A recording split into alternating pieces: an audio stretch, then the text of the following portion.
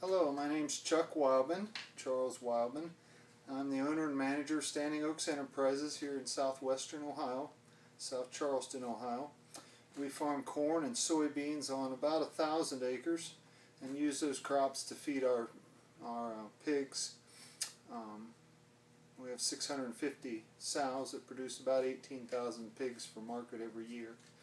What I'd like to talk to you about mostly is family. I could talk to you about corn and soybeans, crop production, and livestock. The family's been doing that for 120 years here in the Selma, Ohio area, South Charleston area.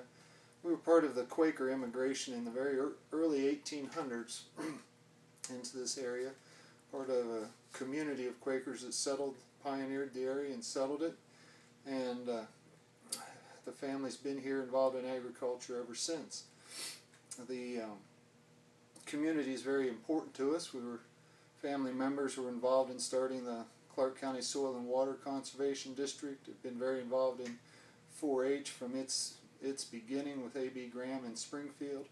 The family has multiple connections to the industrial age there in Springfield, primarily through marriage, but a lot of history and stories there. One of the farms we own, my wife and I own, was owned at one point in time by Henry Ford, so there's stories there. When you live in a community for a long time, it takes on a different aspect and a different character. So as you're raising your children, we have 4 children, ages 24 down to 13, the youngest being Simon with Down syndrome. When you raise a family that way, you have many challenges, and there's a history that goes along with it in the community.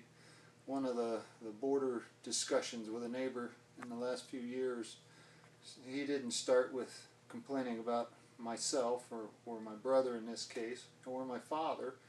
He started by saying, I should have told your granddad, and I probably should have told your great-grandfather. So when you live in a community for a while, these things become a part of you. You have a history and a legacy, and there's many, many stories.